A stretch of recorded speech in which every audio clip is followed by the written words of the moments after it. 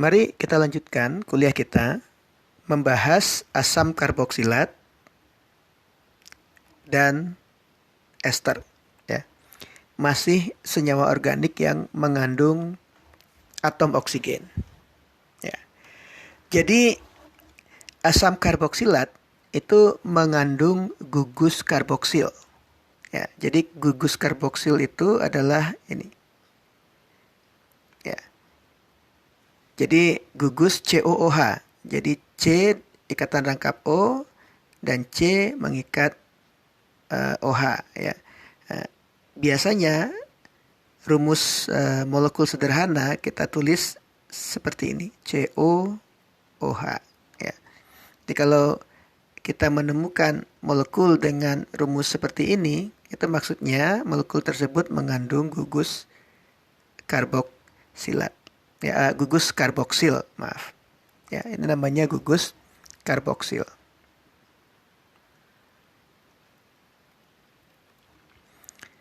Nah, sisi yang sebelah sini itu bisa dua. Bisa mengikat hidrogen atau gugus alkil. Ya. Jadi senyawa yang seperti itu kita sebut dengan asam karboksilat. Ini terjemahannya di dalam bahasa Indonesia. Kalau bahasa Inggrisnya carboxylic acid. Ya. Nah, bagaimana memberi nama dari asam karboksilat? Ya. Selalu dimulai dengan kata-kata asam karena sifatnya yang asam. Ya.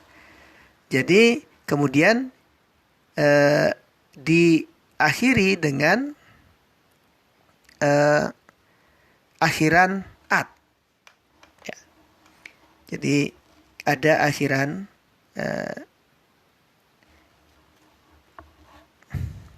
oat ya, tepatnya ya. Jadi kalau karbonnya satu, ya kita sebut namanya asam metanoat. Ya, ada akhiran oat di situ. Ya. Kalau jumlah karbonnya 2, ya, maka rantai utamanya itu etanoat. Maka ini disebut dengan asam etanoat. Ya, yang kita kenal dengan asam asetat. Ya.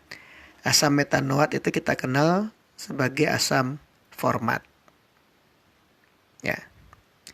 Nah, bagaimana kalau molekulnya agak lebih rumit? Ya.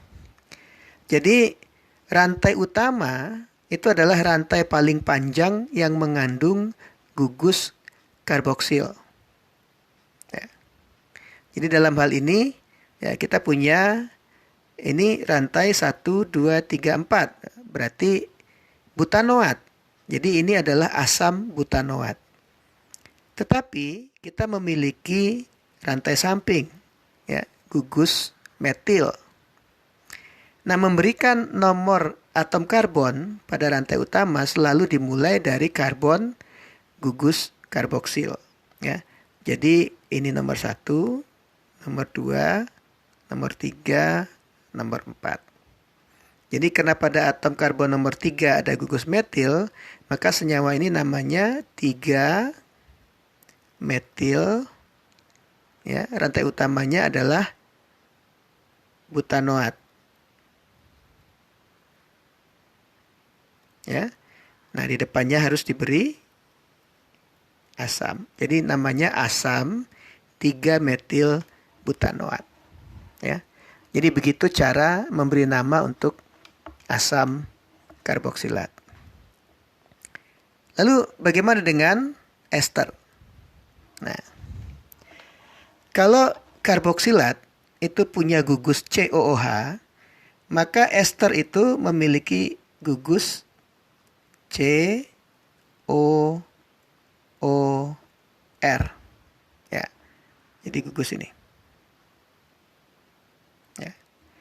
Kalau karbon ini mengikat R atau mengikat H, ya, maka senyawanya disebut dengan senyawa ester. Ya, namanya ester. Oke. Nah, gugus alkil di sini dengan gugus alkil yang di sini bisa sama, bisa berbeda. Ya. Bagaimana memberikan nama? Ya. Sama seperti asam karboksilat, kita beri akhiran oat. Ya, kalau bahasa Inggrisnya oik, gitu ya. Nah, kita sebutkan dulu, kita beri akhiran oat, tetapi di depannya tidak diberi kata-kata asam, begitu, ya. Nah, dalam menyebutkan namanya, kita sebutkan dulu nama dari gugus alkil yang ini, yang terikat pada atom O, ya, pada gugus COOR, ya. Kemudian baru kita sambung dengan rantai utamanya, lalu diakhiri dengan OAT. Ya, kalau rantai utamanya itu 7, berarti heptanoat. Kalau 5, pentanoat. Kalau 6, heksanoat. Ya. Jadi kalau kita lihat senyawa ini, ya, rantai utamanya itu yang ini. Ya. Karbonnya ada 2. Berarti namanya adalah akan metanoat. Nah, gugus R aksennya apa? Karbonnya 8. Berarti gugus alkil yang 8 namanya oktil. Ya. Jadi senyawa ini namanya oktil, ya, etanoat. Ya, gitu. Oke. Nah, sekarang kita lihat satu-satu. Ini R aksennya adalah metil. Sementara rantai utamanya memiliki 1 karbon. Berarti rantai utamanya adalah metanoat. Berarti ini kita sebut dengan metil metanoat. Ya. Begitu. Ini rantai utamanya mengandung 2 karbon. Ya. Gugus alkil yang terikat pada atom karbon pada COOR itu adalah etil. Maka ini namanya etil etanoat. Ya, etil etanoat. Nah, ini senyawa yang lebih rumit, ya. Rantai utamanya yang mana, ya? Rantai utamanya yang ini. Ya. Karena ini adalah gugus alkil yang terikat pada atom karbon. Sementara ini adalah gugus alkil yang terikat pada atom O. Ya. Jadi kita lihat dulu. Ini rantai utamanya karbonnya ada berapa? 1, 2, 3, 4. Berarti ini adalah ester butanoat. Ya. Gugus alkil yang terikat pada atom O itu adalah isopropil. Jadi namanya akan dimulai dengan isopropil. Ya. Tetapi rantai utamanya juga memiliki cabang, ya, yaitu metil. Pada nomor berapa? Nah, kalau kita memberikan nomor pada rantai utama selalu dimulai pada gugus karboksilnya tadi. Ya. Jadi ini 1, 2, 3, 4. Ya. Jadi ada metil pada atom karbon nomor 3. Jadi kita tulis isopropil 3 metil butanoat. Ya. Jadi rantai utamanya adalah butanoat, memiliki cabang pada atom karbon nomor 3, yaitu cabang metil. Gugus alkil yang terikat pada atom O adalah isopropil. Ya. Begitu cara memberi nama ester. Lalu reaksi apa saja yang bisa dilakukan oleh eh, asam karboksilat dan ester. Asam karboksilat karena diberi nama asam, maka sifatnya asam. Jadi asam karboksilat bisa bereaksi dengan basa. Jadi kalau asam karboksilat bereaksi dengan basa, akan dihasilkan molekul air dan ion karboksilat. Ya, jadi selalu kita dapatkan ion karboksilat. Ya. Apalagi? Nah, asam karboksilat bisa bereaksi dengan alkohol, ya, menghasilkan ester.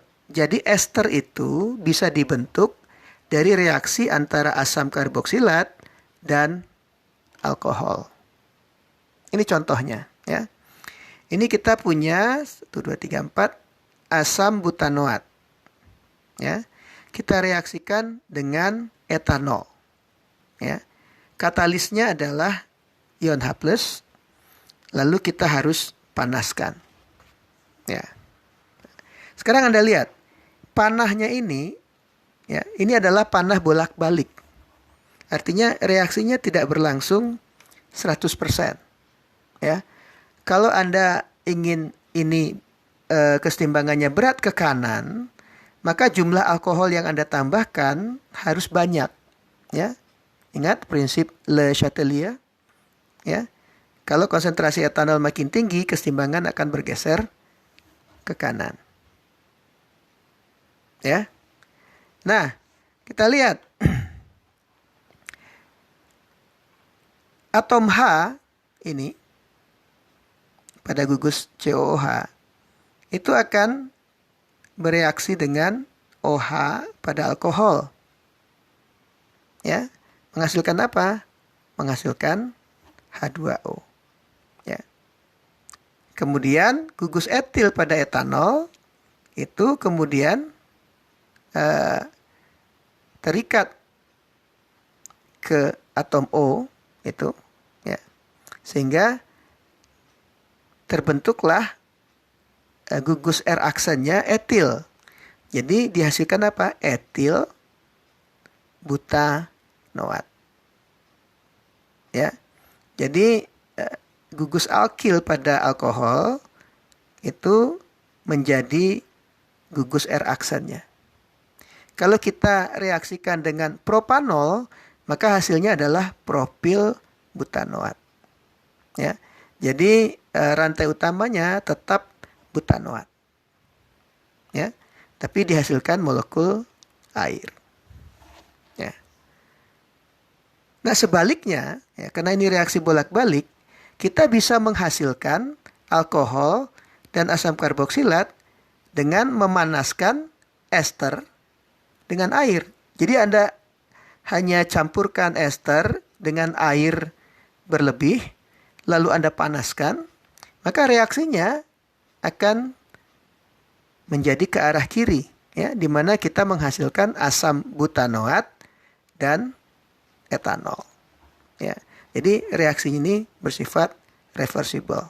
Kalau Anda ingin reaksinya berat ke kanan, Anda tambahkan alkohol berlebih. Kalau Anda ingin reaksinya ke kiri, Anda tambahkan air yang berlebih, lalu Anda panaskan. Ya, maka kesetimbangan akan bergeser ke kiri. Nah, salah satu reaksi yang paling banyak dilakukan untuk senyawa ester adalah reaksi savonifikasi atau sering disebut dengan reaksi penyabunan. Ya. Jadi kalau ester direaksikan dengan basa, ya, maka gugus R aksennya itu akan lepas. Ya. Bereaksi membentuk alkohol. Ya. Jadi kalau gugus R aksennya etil, hasilnya adalah etanol. Kalau gugus R aksennya adalah propil, hasilnya metanol. Kalau gugus R aksennya adalah metil, maka yang dihasilkan adalah metanol. Ya. Sisanya apa? Kita akan mendapatkan ion karboksilat. Ya, dalam hal ini adalah ion etanoat. Sementara gugus alkil R aksennya berubah menjadi alkohol. Ya, seperti itu. Jadi itu adalah cara menamakan asam karboksilat dan ester serta beberapa reaksi utama dari asam karboksilat dan ester.